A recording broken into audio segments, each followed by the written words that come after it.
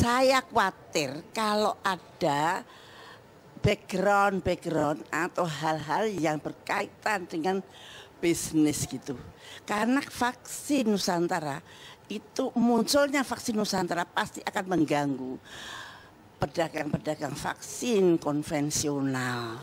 Dan itu sudah jelas karena vaksin Nusantara itu sangat berbeda dengan vaksin konvensional dan itu sangat banyak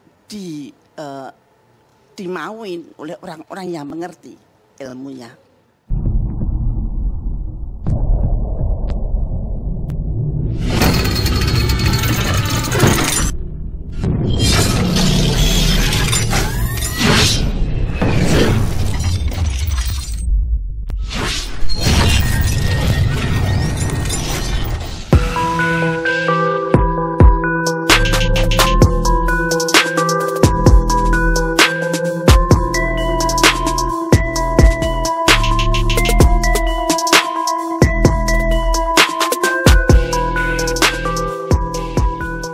Kasus pemecatan Dr. Terawan Agus Putranto, spesialis radiologi, sangatlah berbau persaingan.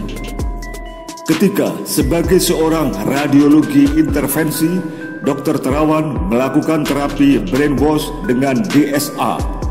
Dan ternyata beberapa testimonial pasiennya menunjukkan bahwa terapi itu berhasil membantu para pasiennya.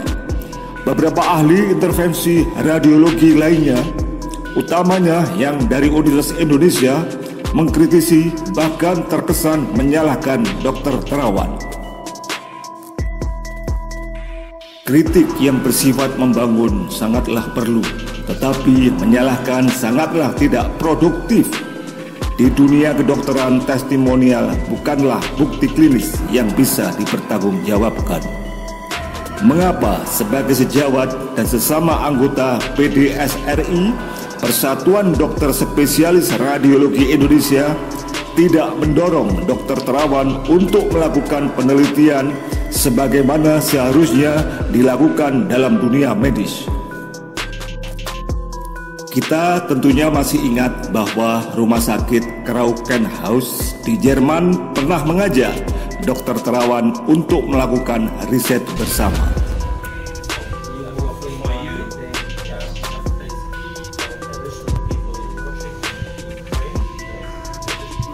By 7 maybe. It's meter and it's meter only 10 meter.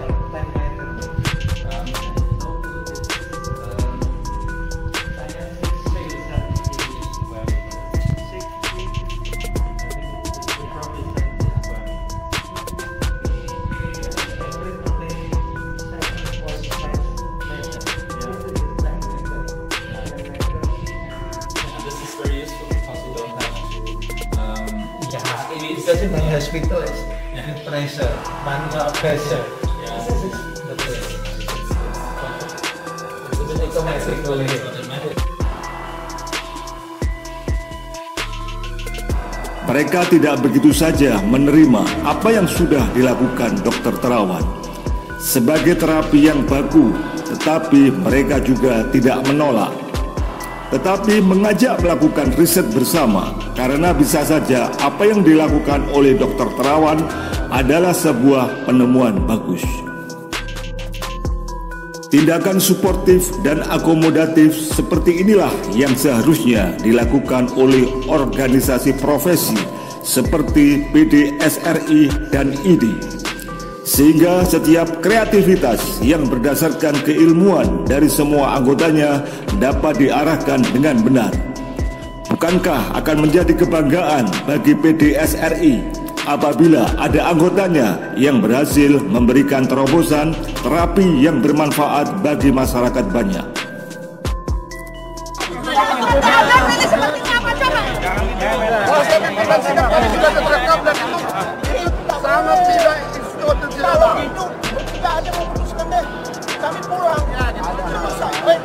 Jangan bersanggah di situ. Ada keputusan. Keputusan terlebih Khawatir, saya khawatir kalau pemecatan ini akan mempengaruhi diproduksinya vaksin Nusantara oleh Dr. Terawan, padahal ini adalah karya anak bangsa dan sudah diakui di luar negeri, dan semuanya berdasarkan suatu fakta-fakta ilmiah yang jelas dan tegas. Nah, kalau ini sampai mempengaruhi beredarnya vaksin Nusantara, waduh, ini rakyat sudah menanti-nanti. Rakyat akan banyak kecewa terhadap ini.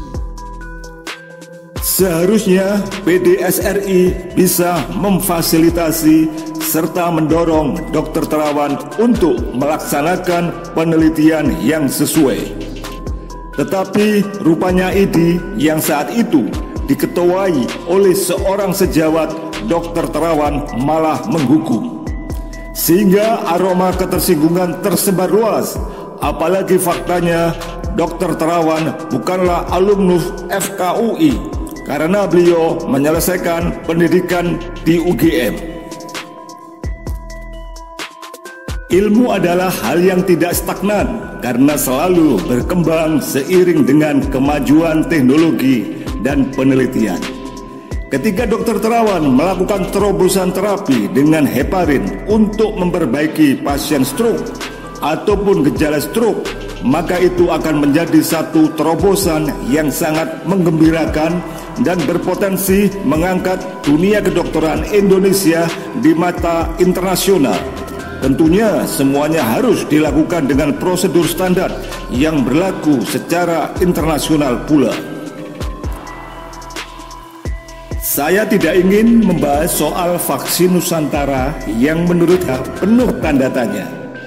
Karena saya meyakini hukuman yang diterima oleh Dr. Terawan ini tidak ada hubungannya dengan vaksin Nusantara.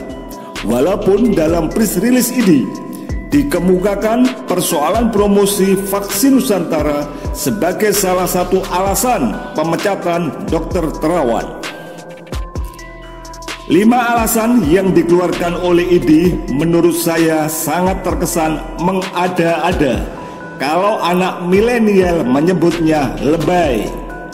Ketika kemudian IDI menghukum Dr. Terawan dengan memecat Dr. Terawan dari keanggotaan IDI secara permanen, maka masyarakat melihat bahwa IDI bukanlah solusi tetapi masalah. IDI selama ini lebih terlihat sebagai ajang kumpul dokter tanpa terlihat usaha IDI untuk meningkatkan kompetensi para anggotanya. Bahkan akhir-akhir ini IDI lebih terlihat bernuansa politis.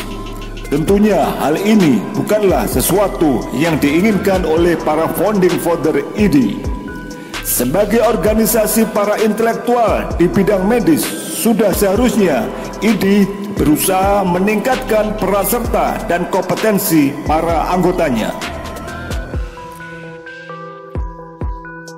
Bagaimana mungkin IDI pusat diam ketika IDI daerah membela Dr. Sunardi yang terbukti sebagai teroris dan kemudian terbunuh oleh Densus 88. Intoleransi memang menjadi masalah besar bagi Indonesia saat ini.